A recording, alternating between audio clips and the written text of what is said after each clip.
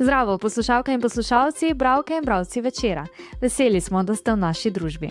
To je Večerje zjutraj, dnevni informativni podcast, v katerem vam predstavljamo Večerove udarne novice dneva. Danes je ponedeljek, 25. avgust 2025. Moje ime je Tjaša Gajšek. V nadaljevanju. Kako Trumpova administracija posega v kulturo in umetnost? Kdo so nominiranci za 29. nagrado Večernica, ki jo podeljuje naš časnik? Ob 63. sejmu Agra. Na razstavnih prostorih Blišč, v zakulisju kmetijske panoge pa katastrofa. Naročite se na podcast, da boste obveščeni ob izdaji naslednje epizode. Vse skozi smo z vami na večer.com. Predsednik Združenih držav Amerike Donald Trump je nezadovoljen s tem, kako ameriški muzeji predstavljajo zgodovino Združenih držav Amerike in napoveduje zaostritev svojega pristopa do muzejev tudi s finančnim pritiskom. Na drugi strani kritiki Trumpu očitajo, da je sprožil pravi kulturni boj ter da gre za poskuse omejevanja umetniške svobode oziroma svobode izražanja.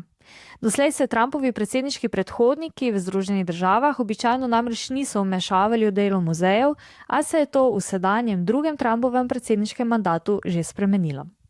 Več o zadnjih potezah in posegih predsednika v kulturo in umetnost bo razložil novinar Matic Majcen. Matic, kako bi torej opisal trenutno situacijo v ZDA? Trenutno smo pravzaprav priča situaciji, ki smo jo videli že v marsikateri drugi državi, v katerih oblast s trdo roko zahteva zvesto sledenje političnim usmeritvam. In kulturne ustanove so tu še posebej na udaru kot posredovalke zgodovinskih in kulturnih pomenov. Novice o pritiskih se v zadnjih tednih res kar vrstijo. Recimo pred 2 tednoma je Bela hiša Smithsonianovim muzejem naložila, da morajo administraciji predložiti celotne osnutke konceptov razstav, ki bo Bela hiša na to pregledala in preverila, ali vsebujejo nezaželene predstavitve zgodovine Združenih držav. V Ameriki se dogaja cenzurno čiščenje knjižničnega gradiva, Trump pa poskuša celo poseči v Hollywood s koalicijo za preporod filmske industrije, kot jo imenuje, na čelu katere so desničarski zvezdniki, kot so Jon Voight, Mel Gibson in Sylvester Stallone. Skratka, pritiski na produkcijo in distribucijo kulture se nenehno povečujejo in to stopnjevanje lahko pričakujemo vse do konca mandata. Ali Trumpovo spreminjanje zgodovine Združenih držav Amerike res spominja na zloglasen McCarthyjev lov na čarovnice, kot menijo nekateri ameriški zgodovinarji? Spominja vsekakor že, čeprav je pa po mojem mnenju situacija danes bistveno bolj kompleksna, kot je bila takrat sredi prejšnjega stoletja. Ker vendarle imamo na Zahodu za sabo cela desetletja demokratičnih gibanj in politik, ki so tudi nepovratno definirali to, kakšne so Združene države danes. Trump morda res poskuša to spremeniti, ampak ne glede na to, koliko pritiska izvaja, bo venomer naletel na opor, tako pri vodjih kulturnih ustanov, kot pri civilnem prebivalstvu. In torej z večanjem pritiska na eni strani videvamo tudi vse bolj srdite demonstracije, to pa je točno tisto, kar smo že videli v prvem Trumpovem mandatu in kar spremljamo tudi danes. Sogovorniki, s katerimi si govoril o tej temi, pa pravijo, da ameriški mediji in družbena omrežja posredujejo napačno sliko teh protestov. Res je, pogovarjali smo se recimo s Petrom Stankovićem z Fakultete za družbene vede, ki ta hip potuje po Združenih državah in pravi, da je bil presenečen, kako so po eni strani ti protesti pogosti po tamkajšnjih mestih, ampak kako po drugi strani poskušajo mediji in predvsem družbena omrežja prikriti množičnost teh protestov.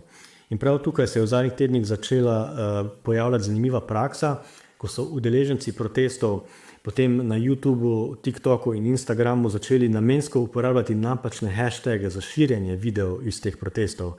Tako da recimo na mesto besede protest so uporabljali ključno besedo glasbeni festival in so se na ta način lahko izognili cenzuri. Tako da spet je očitno, kot pravim, da toliko kot se pritisk strani politike povečuje, glasnejši in v današnji dobi predvsem spretnejši so protesti. In to tudi v Združenih državah, čeprav o tem morda iz dominantnih medijev ne slišimo toliko, kot bi morali. Matic, hvala za pojasnila. Ostajamo v kulturi, toda selimo se domov in bolj prijetnim novicam oziroma temam. Na današnjih kulturnih straneh časopisa namreč objavljamo izbor 5 nominiranih del, ki so v igri za 29. nagrado Večernica, za nagrado za najboljše slovensko otroško oziroma mladinsko delo, ki se podeljuje že od leta 1997. Letošnja Večernica bo torej 29. zadnja pred okroglim 30. jubilejem.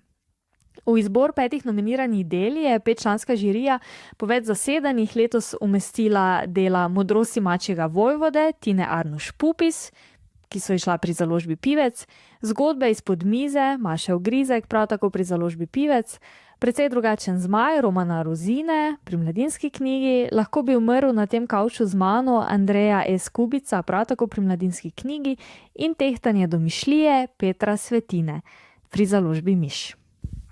Člani žirije, v kateri sem kot predstavnica večera sedela tudi sama, smo dela najprej prebrali, ocenili in podali kratke opisne ocene. No, z glasovanjem smo nato oblikovali ožji nabor 11 del. Žirija je ugotovila, da v naboru prevladuje proza, tudi nekaj slikanic, občutno manje poezije, tudi letos pa je, kot je stalnica že nekaj let, opazna odsotnost dramatike. Nabor pa je tematsko veliko bolj raznolik. Kot smo ugotovili, se dela, ki smo jih brali, lotevajo številnih družbenih vprašanj, ki jih naslavljajo s spodbujanjem prostora za empatijo, razmislek in občutljivost. Pod prejeta dela so se podpisala uveljavljena pisateljska imena, kot tudi avtorji in avtorice, ki so se v pisanju otroške oziroma mladinske literature preizkusili prvič. 3 od nominirancev, Maša Ogrizek, Andrej S. Kubic in Peter Svetina, so večernico že dobili, Svetina celo 3-krat. Prav tako pa je nekaj del, ki smo jih v preteklosti že brali, v lanskem letu dobilo svoje nadaljevanje. Prejemnico ali prejemnika nagrade bomo razglasili v posebni večerovi prilogi, ki bo izšla, že zdaj si zapišite, 29. septembra. V njej bodo objavljeni intervjuji z vsemi 5 nominiranci. Slavnostna podelitev nagrade pa bo v četrtek, 2. oktobra v gledališču Park v Murski Soboti na srečanju mladinskih pisateljev Oko besede 2025, ki praznuje leto dni več kot večernica, torej okroglih 30. Mednarodni kmetijsko-živilski sejem Agra v Gornji Radgoni predstavlja zrcalno sliko slovenskega kmetijstva in agroživilstva. Je v soboto ob otvoritvi 63. Agre poudaril direktor Pomurskega sejma Janez Erjavec.